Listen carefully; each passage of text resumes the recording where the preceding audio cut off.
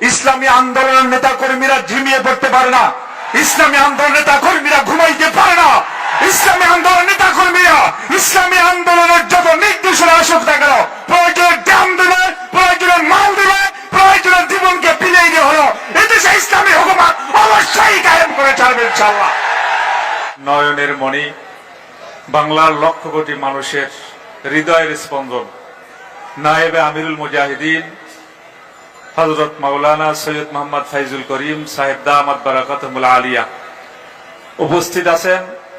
আজকের এই মহাসমাবেশের কেন্দ্রীয় নেতৃবৃন্দ, ইসলামী শ্রমিক আন্দোলনের কেন্দ্রীয় নেতৃবৃন্দ, ঢাকা উত্তর এবং দক্ষিণ মহানগরের দায়িত্বশীল ভাইয়েরা, আমার সামনে উপবিষ্ট শ্রমিক ভাইয়েরা, আসলে একটা কথা সবচেয়ে বড় সত্য, আজকে আমরা যারা স্টেজের ভিতরে এবং স্টেজের সামনে বসা আছি, আমাদের সকলের আজকের একটা পরিচয়, আমরা সকলেই শ্রমিক।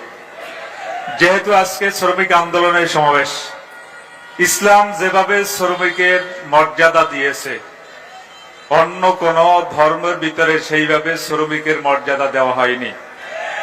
আল কাসিব হাবিবুল্লাহ, এরপরে আল্লাহর হাবিবের নির্দেশ, শ্রমিকের শরীরের ঘাম মজার আগে তোমরা তাদের মজুরি দিয়ে দাও।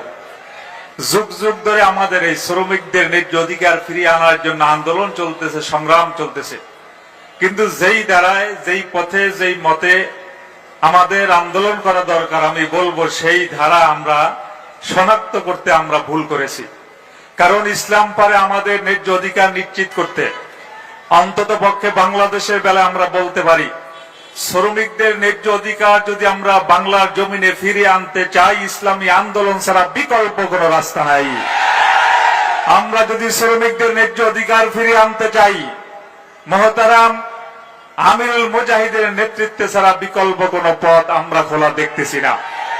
কারণ এদেশের জনগণের সাথে বারবার ধোঁকা দেওয়া হচ্ছে।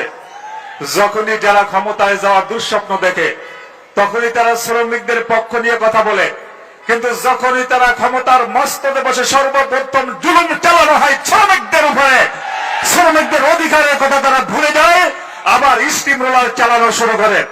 এই জন্য আমি সকলকে উদাত্ত আহ্বান জানাবো, আমরা যদি শ্রমিকদের ন্যায্য অধিকার ফিরিয়ে আনতে চাই, মহতারাম আমিরুল মুজাহিদিন এবং নায়েবে আমিরুল মুজাহিদিন সহ কেন্দ্রীয় নেতৃবৃন্দ আমাদেরকে যেভাবে দিক নির্দেশনা দিতেছেন, সামনে যেভাবে নির্দেশনা দিবেন, এই নির্দেশনা পালন করতে আমি আশা করি ইসলামী আন্দোলনের নেতা কর্মীরা ঝিমিয়ে পড়তে পারে না, ইসলামী আন্দোলনের নেতা কর্মীরা ঘুমাইতে পারে না।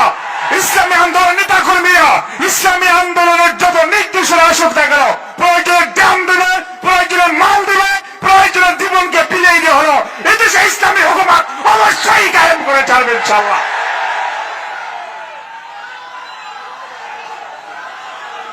সমবেত শ্রমিক ভাইরা,